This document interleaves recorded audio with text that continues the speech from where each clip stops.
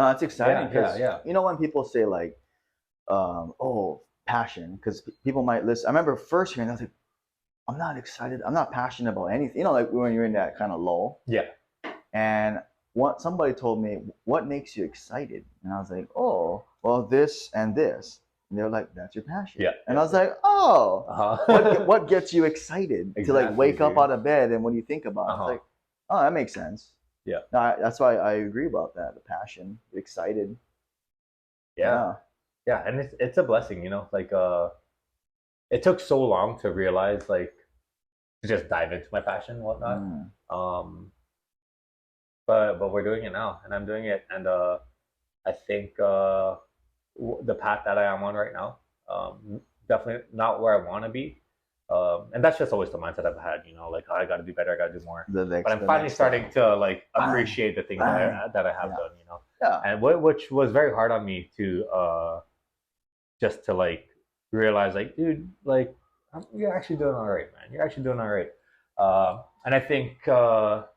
It took that to build the confidence to let go of everything and focus on this. Because I think if I didn't believe that I was doing all right, I would have never let go of everything else. You know, so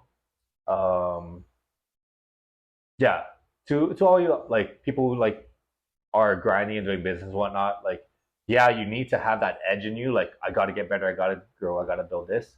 But you also have to, you know, celebrate your accomplishments because if you don't appreciate yourself, you will never like believe fully in yourself that your capabilities of doing it. You know, you're always going to second guess yourself. But once you have that confidence in yourself, that's when you can start scaling and growing because you know that like once you take like these leaps of faith of like investing into your business or putting time in your business or putting yourself out there to promote your business, like if once you start believing that it's like it works and it's true and it's gonna happen, that's when it catches, that's when it grows, you know.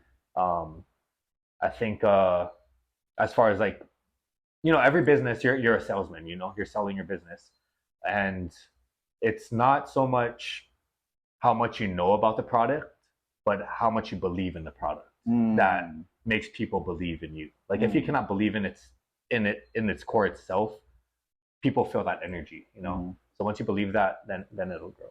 So yeah, dude, I like that. And that makes sense because I mean, if you're not eating your own food that you cook, exactly, right? Yeah, it's like hard to tell people, oh yeah, my food is awesome, right? If I don't even eat my own food or your product or service, and that's I mean that's honestly that's my motivation to like work out and stay healthy and whatnot. Yeah, of course it's for my health, but like being in the fitness industry, like I'm a walking business card, you know, right? Like, actually, my mentor told me, hugging the sleeves, like my mentor, even me too, like little joggers, exactly, right? Yeah, you gotta look good, dude. Like, who's gonna like hire like you know, a fitness coach and whatnot if you're not living it, you know? Right? Yeah. That's true.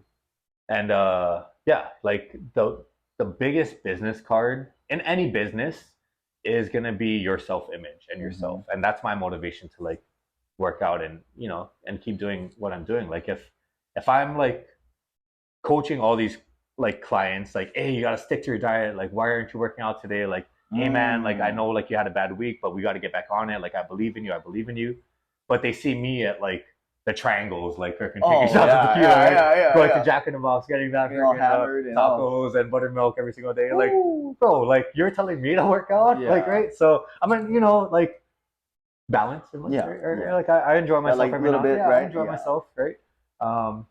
But yeah, that's my motivation to work out, and I think that's huge. And it's not even with like bodybuilding. Not only with just bodybuilding coaching, you know, like any business that you're in, like hairstylists, like if you show up to work like freaking rugged, like freaking, you know, like hair's all nappy, what they call that cowlick or whatever. Like, dude, like you're cutting my hair, but look at you, like can't do that. Or like if you're like in fashion, like if you don't like dress stylish or whatnot, or like or business. I think you're the one who told me this, right? Like you show up to like a meeting trying to sell like I don't know, like a 6-figure proposal, you can't show up in like basketball shorts and tank top, dude. Yeah, Show up in your business suit, man. Like, you know, like show up that you're serious about this, and that like you look like you're offering something that's worth this much, you know.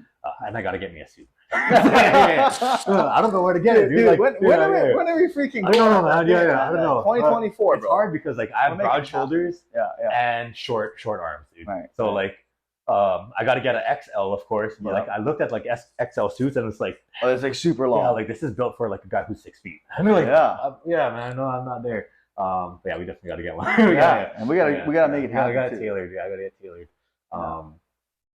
But yeah, you know, just you know, be the self-image, be your own business card, be your walking business card. Like if you created a business card for your business, that's what you got to wear.